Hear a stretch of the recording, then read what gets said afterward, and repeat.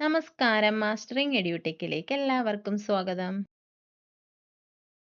കഴിഞ്ഞ ക്ലാസ്സിലൊക്കെ office automation ആണ് പഠിച്ചുകൊണ്ടിരുന്നത്. ഓഫീസ് ഓട്ടോമേഷനിലെ MS വേർഡിന്റെ കുറച്ച് ടോപ്പിക്കുകളാണ് നമ്മൾ നോക്കിയത്. അപ്പോൾ ഇന്നത്തെ ക്ലാസ്സിൽ നമ്മൾ MS വേർഡിൽ നിന്ന് ചോദിച്ചിട്ടുള്ള കുറച്ച് പ്രീവിയസ് ക്വസ്റ്റ്യൻസും അതിന്റെ ആൻസേഴ്സുമാണ് നോക്കാൻ പോകുന്നത്. അപ്പൊ നമുക്ക് ക്ലാസ്സിലേക്ക് കടക്കാം. ആദ്യത്തെ ക്വസ്റ്റ്യൻ എന്ന് പറഞ്ഞാല് a sentence in MS word can be moved from one place to another place by. അപ്പോ ഒരു MS വേർഡിനകത്ത് ഒരു സെന്റൻസ് ഉണ്ടെങ്കിൽ അതിനെ നമ്മൾ ഒരു സ്ഥലത്ത് നിന്നും മറ്റൊരു സ്ഥലത്തേക്ക് മൂവ് ചെയ്യുന്നത് എങ്ങനെയാണ്?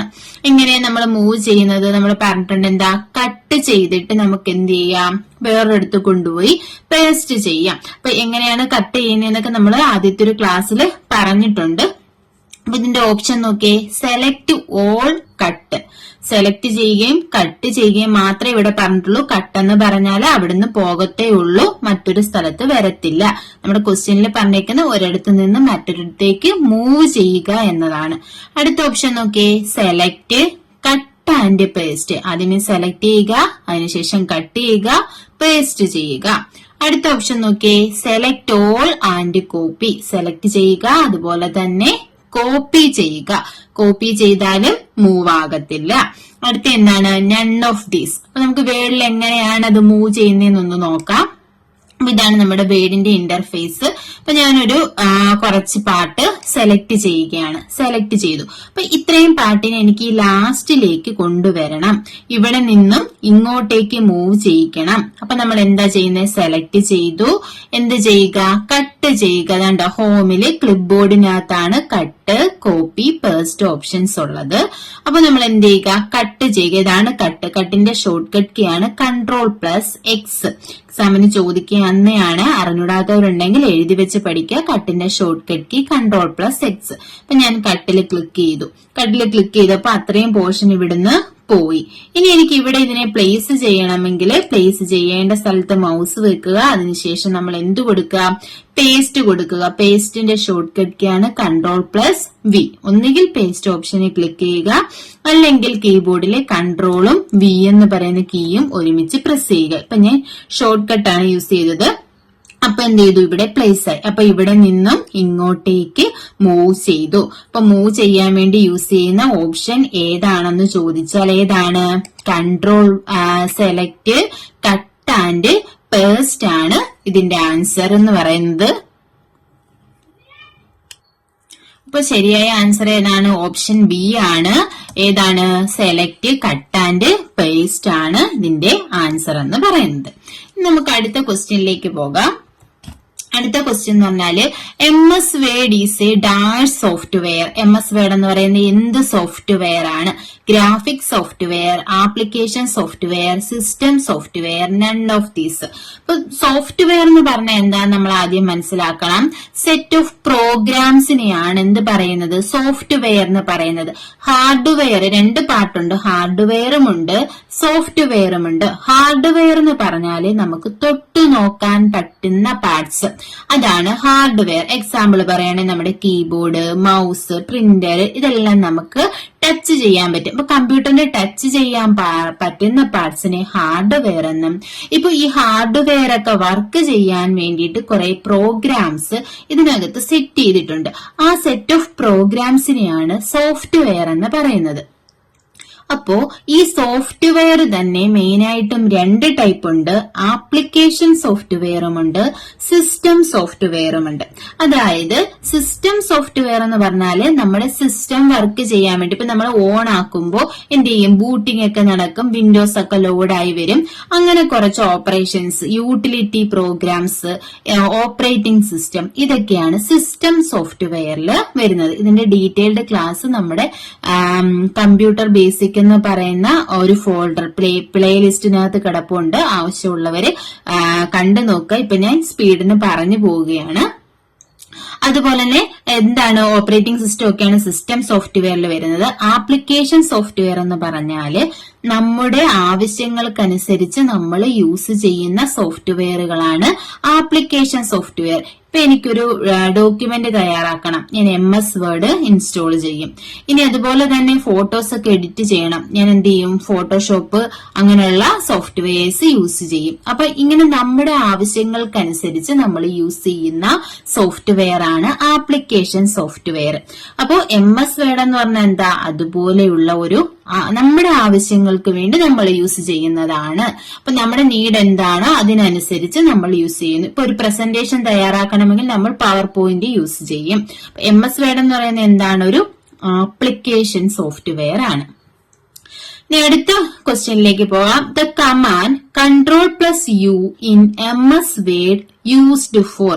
Ctrl+U എന്ന് പറയുന്ന ഷോർട്ട് കട്ട് കീ വേർഡിൽ എന്തിനാണ് യൂസ് ചെയ്യുന്നത്?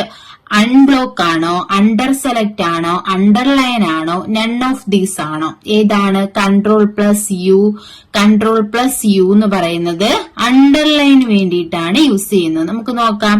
ഇപ്പൊ ഞാനിവിടെ ഇത് ഇത്രയും സെലക്ട് ചെയ്തു. സെലക്ട് ചെയ്തതിന് ശേഷം ഇതിനകത്ത് കണ്ടോ യു എന്ന് പറയുന്ന ഒരെണ്ണം ഉണ്ട്. അതിന്റെ ഷോർട്ട് എന്താ എഴുതി കാണിച്ചേക്കുന്ന അണ്ടർലൈൻ Ctrl+U. ഇനി കീബോർഡിൽ Ctrl+U കൊടുത്തു നോക്കാം, എന്ത് വന്നു, ഇവിടെ അണ്ടർലൈൻ വന്നു. അപ്പോ അണ്ടർലൈൻ ചെയ്യാൻ വേണ്ടിയിട്ടാണ് നമ്മൾ Ctrl+U യൂസ് ചെയ്യുന്നത്. ഇനി നമുക്ക് അടുത്ത ക്വസ്റ്റ്യനിലേക്ക് പോകാം. അടുത്ത ക്വസ്റ്റ്യൻ ആണ്, which bar display the current page number in MS word? MS വേർഡില് കറണ്ട് പേജ് നമ്പർ കാണിക്കുന്നത് ഏത് ബാറിലാണ്? നമുക്ക് MS വേർഡ് ഒന്ന് എടുത്തു നോക്കാം. ഇതാണ് നമ്മുടെ MS വേർഡിന്റെ എന്താണ് ഇന്റർഫേസ് എന്ന് പറയുന്നത്. അപ്പൊ ഇതിനകത്ത് പേജ് നമ്പർ എവിടെയാണ് കാണുന്നത്? ഇതിന്റെ ഏറ്റവും താഴെ നമ്മൾ പണ്ട് സൂം ഇൻ സൂം ഔട്ട് ഒക്കെ പറഞ്ഞു, അവിടെയാണ് എന്ത് കാണുന്നത്, പേജ് നമ്പർ. Page 1 of 1. നമ്മളിപ്പോ യൂസ് ചെയ്യുന്ന പേജ് ഏതാണ്? ഒന്നാമത്തെ പേജാണ്. വേർഡ് 28 ആണ്. ഇതൊക്കെ കാണപ്പെടുന്നത് ഏറ്റവും താഴെയാണ്. ഈ ബാറിനെ പറയുന്ന പേര് സ്റ്റാറ്റസ് ബാർ എന്നാണ് പറയുന്നത്. നമ്മുടെ ഓപ്ഷനിൽ നോക്കി, status bar, task bar, tool bar, menu bar. ഏത് ബാറിലാണ് കാണപ്പെടുന്നത്? കറണ്ട് പേജ് നമ്പർ കാണപ്പെടുന്നത് സ്റ്റാറ്റസ് ബാറിലാണ് കാണപ്പെടുന്നത്. നമുക്ക് അടുത്ത ക്വസ്റ്റ്യൻ നോക്കാം. Usage of function key F7 in MS word. MS വേർഡില് F7 എന്ന് പറയുന്ന കീയുടെ യൂസ് എന്താണ്? ന്യൂ വിൻഡോ വരാനാണോ, സേവ് ആസ് ചെയ്യാനാണോ, സ്പെല്ലിംഗ് ആൻഡ് ഗ്രാമർ ആണോ, മെനു ബാർ ആണോ? എന്താണ് MS വേർഡിലെ F7 എന്ന് പറയുന്ന കീയുടെ യൂസേജ്? നോക്കാം. ഇതാണ് നമ്മുടെ MS വേർഡ്. MS വേർഡ് എടുത്തിട്ട് നമുക്ക് F7 കീ കൊടുത്തു നോക്കാം. F7 കൊടുത്തപ്പോ എന്താണ് വന്നത്? സ്പെല്ലിംഗ് ആൻഡ് ഗ്രാമർ ആണ് വന്നത്. അപ്പോൾ F7 കീ എന്തിനാ യൂസ് ചെയ്യുന്നത്? സ്പെല്ലിംഗ് ആൻഡ് ഗ്രാമർ ചെക്ക് ചെയ്യാൻ വേണ്ടിയിട്ട്. അപ്പൊ നമുക്ക് സ്പെല്ലിംഗ് മിസ്റ്റേക്കോ ഗ്രാമർ മിസ്റ്റേക്കോ ഉണ്ടെങ്കിൽ ഇവിടെ കാണാൻ പറ്റും. ഇനി നോക്കി, ഇവിടെ റെഡ് ലൈനിൽ കാണിക്കുന്നില്ലേ, റെഡ് കളറിൽ കാണിക്കുന്നതാണ് സ്പെല്ലിംഗ് മിസ്റ്റേക്ക്. അതുപോലെ തന്നെ ഗ്രീൻ കളറിലാണെന്നുണ്ടെങ്കിൽ അത് ഗ്രാമർ മിസ്റ്റേക്ക് ആണ്. അത് ചോദിക്കും, റെഡ് കളറിൽ കാണുന്നത് എന്താണ്? എക്സാമിന് ചോദിക്കും സ്പെല്ലിംഗ് മിസ്റ്റേക്ക്. ഗ്രീൻ കളർ ആണെന്നുണ്ടെങ്കിൽ അത് ഗ്രാമർ മിസ്റ്റേക്ക് ആണ്. ഇനി ഇതിനെ നമുക്ക് റിമൂവ് ചെയ്യാം. എങ്ങനെ? സ്പെല്ലിംഗ് കറക്റ്റ് ആണെന്നുണ്ടെങ്കിൽ നമുക്ക് ഇഗ്നോർ വൺസ് കൊടുക്കാം. അപ്പൊ കണ്ടോ, അതിനകത്തെ ആ റെഡ് ലൈൻ മാറി, അല്ലെങ്കിൽ റെഡ് കളർ മാറി.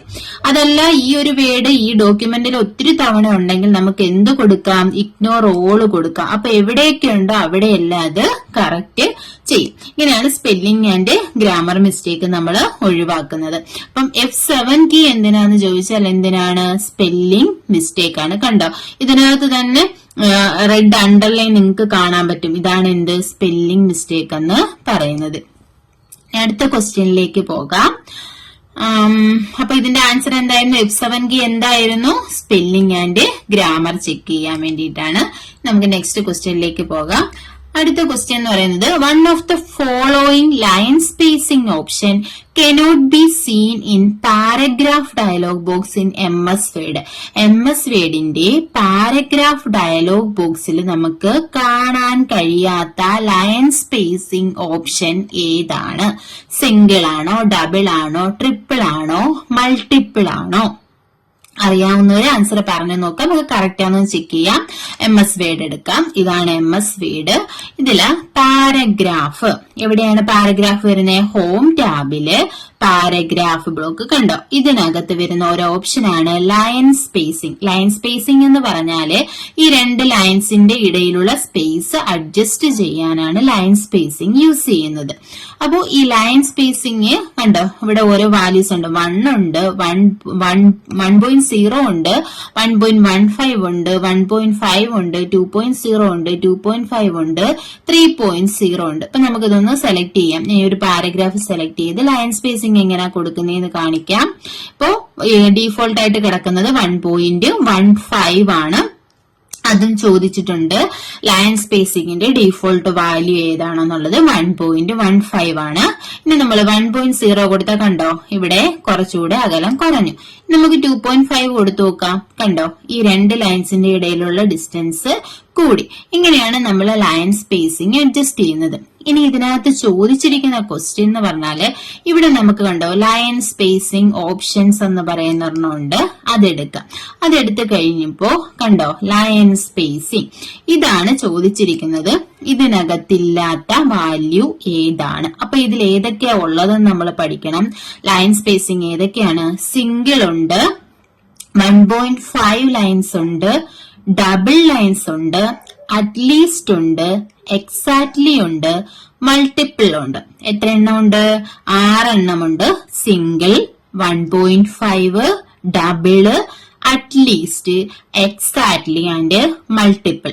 ഇനി നോക്കിയേ, നമ്മുടെ ഓപ്ഷൻ എടുത്ത് നോക്കി. ഇതിനുള്ളത് ഓർത്ത് വെച്ചേക്കണം. നമ്മുടെ ഓപ്ഷനിൽ ഏതൊക്കെയാണ് ഉള്ളതെന്ന് നമുക്കൊന്ന് നോക്കാം. സിംഗിൾ ഉണ്ട്, ഡബിൾ ഉണ്ട്, ട്രിപ്പിൾ ഉണ്ട്, മൾട്ടിപ്പിൾ ഉണ്ട്. അവിടെ നമ്മൾ കാണാത്ത ഒരെണ്ണം ഇവിടെ ഉണ്ട്. ഏതാണ് കാണാത്തത്? ട്രിപ്പിൾ ആണ് നമ്മൾ കാണാത്തത്. അപ്പൊ നമുക്ക് അടുത്ത ക്വസ്റ്റ്യനിലേക്ക് പോകാം. അടുത്ത ക്വസ്റ്റ്യൻ എന്ന് പറയുന്നത് one of the following is not available in ruler of MS Word screen. നമ്മുടെ MS വേർഡ് സ്ക്രീനിനകത്ത് റൂളറിൽ അവൈലബിൾ അല്ലാത്തത് ഏതാണ്? അപ്പൊ ഓപ്ഷൻ നോക്കിയേ. Left indent, right indent, tab stop box, first line indent. ഇതിലേതാണ് റൂളറിൽ അവൈലബിൾ അല്ലാത്തതെന്നാണ് ചോദിക്കുന്നത്. അപ്പൊ നമുക്ക് MS വേർഡിന്റെ റൂളർ എടുത്ത് നോക്കാം.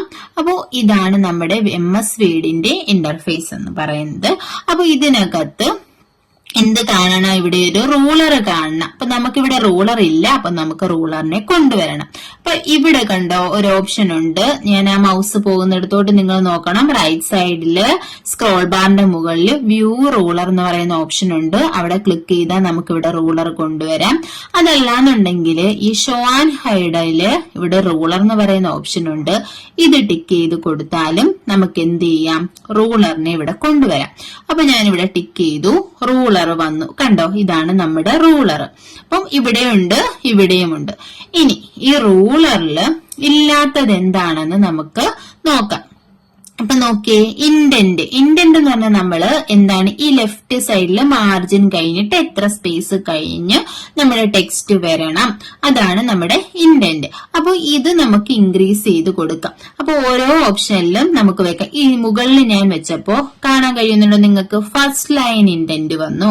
ഇതെന്താണ്? ഫസ്റ്റ് ലൈൻ ഇൻഡന്റ് ആണ്.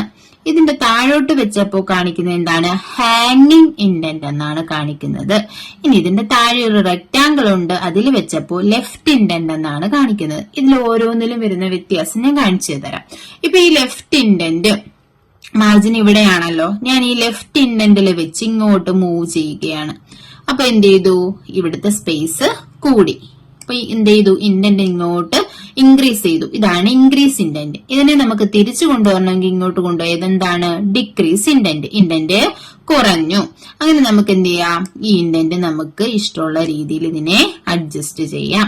ഇതെന്താണ്? ലെഫ്റ്റ് ഇൻഡന്റ് ആണ്. അതുപോലെ നമ്മുടെ റൈറ്റ് സൈഡിലും ഒരു ഇൻഡന്റ് ഉണ്ട്. കണ്ടോ, ഇതാണ് എന്ത്? Right indent. ഇതിനെയും നമുക്ക് ഇങ്ങനെ അഡ്ജസ്റ്റ് ചെയ്യാം. അപ്പൊ രണ്ട് ഇൻഡന്റ് നമ്മളിപ്പോ പഠിച്ചു. ഏതൊക്കെയാണ്? ലെഫ്റ്റ് ഇൻഡന്റും പഠിച്ചു, റൈറ്റ് ഇൻഡന്റും പഠിച്ചു. ഇനി ഈ ലെഫ്റ്റ് ഇൻഡന്റിൽ തന്നെ രണ്ട് ഓപ്ഷൻ കൂടി നമ്മൾ കണ്ടു. എന്താണ്? മുകളിലുള്ള ഫസ്റ്റ് ലൈൻ ഇൻഡന്റും ഹാങ്ങിങ് ഇൻഡന്റും.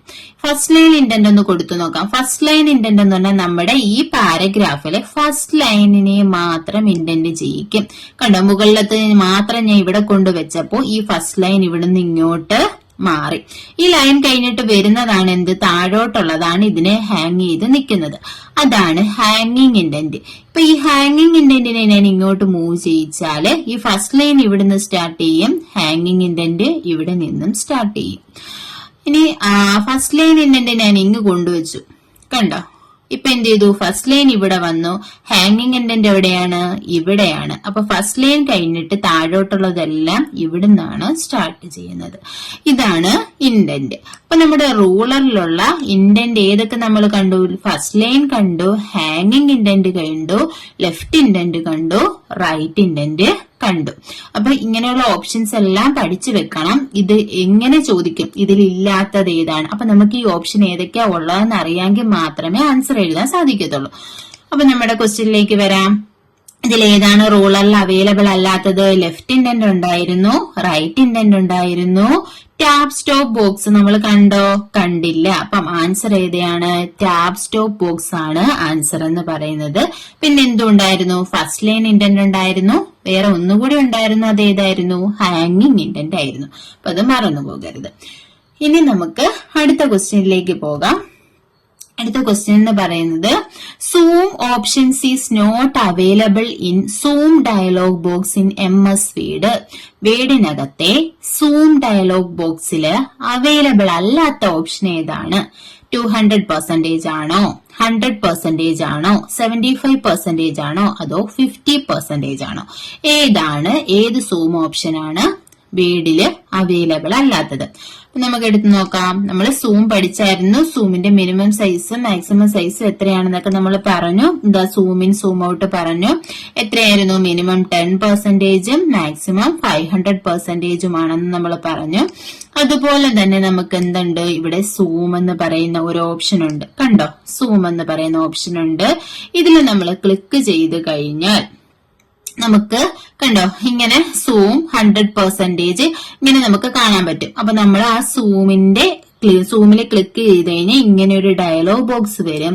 ഈ ഡയലോഗ് ബോക്സിൽ സൂം ചെയ്യാനുള്ള 3 ഓപ്ഷൻസ് ഇവിടെ കൊടുത്തിട്ടുണ്ട്. ഏതൊക്കെയാണ്? 200% ഉണ്ട്, 100% ഉണ്ട്, 75% ഉണ്ട്. അപ്പൊ ഇത് മറന്നു പോകല്ലേ. ഏതൊക്കെയാണ്? 200, 100, 75. അപ്പൊ നമ്മുടെ ഓപ്ഷനിൽ ഇതിലില്ലാത്ത ഏതാണുള്ളത്? ഏതാണ്? 50%. നമ്മൾ 200 കണ്ടു, 100 കണ്ടു, 75% കണ്ടു. ഏതാണ് ഇല്ലാത്തത്? 50% ആണ് സൂമിന്റെ ഡയലോഗ് ബോക്സിൽ ഇല്ലാത്തത്. അപ്പൊ ആൻസർ എത്രയാണ്? 50% ആണ് ആൻസർ എന്ന് പറയുന്നത്. ഇനി അടുത്ത ക്വസ്റ്റ്യനിലേക്ക് പോകാം. Control Z shortcut key is used for. Control Z എന്ന് പറയുന്ന ഷോർട്ട് കട്ട് കീ എന്തിനാണ് യൂസ് ചെയ്യുന്നത്? Redo, undo, zoom, none of these. നമ്മൾ പഠിച്ചാണെന്ന് തോന്നുന്നു കഴിഞ്ഞ ഏതോ ക്ലാസ്സിൽ. കൺട്രോൾ Zഉം കൺട്രോൾ Yയും ഏതൊക്കെയാണെന്നുള്ളത് നമുക്ക് പറയാം. എന്താണ്?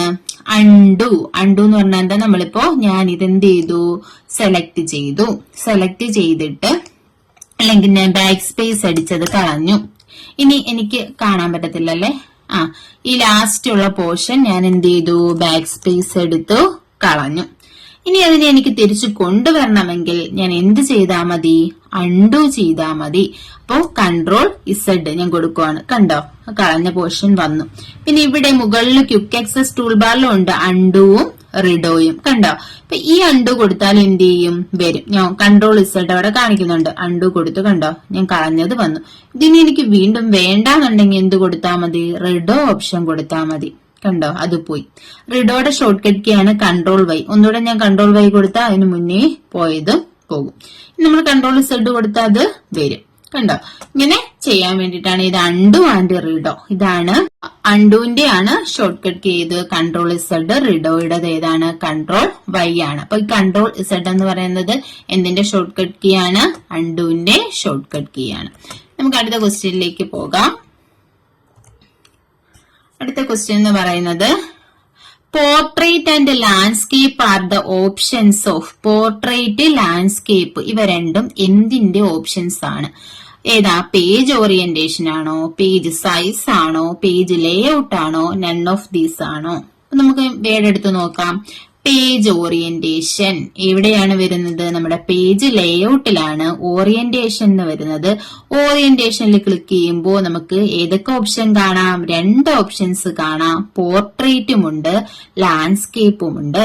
പോർട്രേറ്റ് എന്ന് പറയുന്നത് കണ്ടോ, ഈ പേപ്പർ നമ്മൾ നേരെ വെക്കുന്നത് പോർട്രേറ്റും പേപ്പർ ചരിച്ചു വെക്കുന്നത് എന്താണ്? ലാൻഡ്സ്കേപ്പുമാണ്. അപ്പൊ ഓറിയന്റേഷന്റെ 2 പാർട്ടാണ് ഏത്? പോർട്രേറ്റും ലാൻഡ്സ്കേപ്പും. അപ്പോ ഇവിടെ എന്താണ് നമ്മുടെ ആൻസർ വരുന്നത്? Portrait and landscape are the options of ഏതാണ്? പേജ് ഓറിയന്റേഷൻ ആണ്. അടുത്ത ക്വസ്റ്റ്യൻ നോക്കി.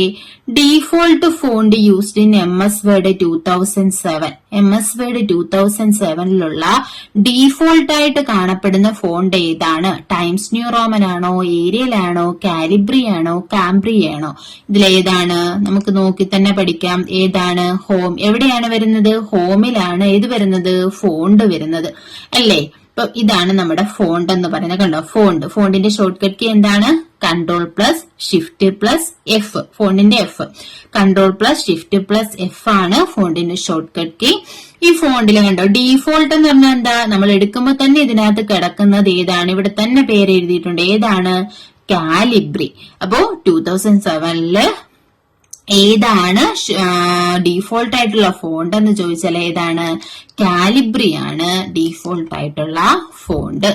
അപ്പോ ഇത്രയും ക്വസ്റ്റ്യൻസ് ആണ് നമ്മൾ ഇന്ന് പരിചയപ്പെടുന്നത്. ബാക്കി ക്ലാസ്സുകൾ ഉടൻ തന്നെ ഉണ്ടായിരിക്കും. അപ്പോൾ നിങ്ങൾക്ക് ക്ലാസ്സുകൾ ഇഷ്ടപ്പെടുകയാണെന്നുണ്ടെങ്കിൽ നിങ്ങൾ ലൈക്ക് ചെയ്യുക, ഷെയർ ചെയ്യുക, സബ്സ്ക്രൈബ് ചെയ്യുക. സബ്സ്ക്രൈബ് ചെയ്താൽ മാത്രമേ ഇനിയുള്ള നമ്മുടെ ക്ലാസ്സുകൾ അപ്ലോഡ് ചെയ്യുമ്പോൾ നിങ്ങൾക്ക് നോട്ടിഫിക്കേഷൻ ആയിട്ട് ലഭിക്കുകയുള്ളൂ. Thank you.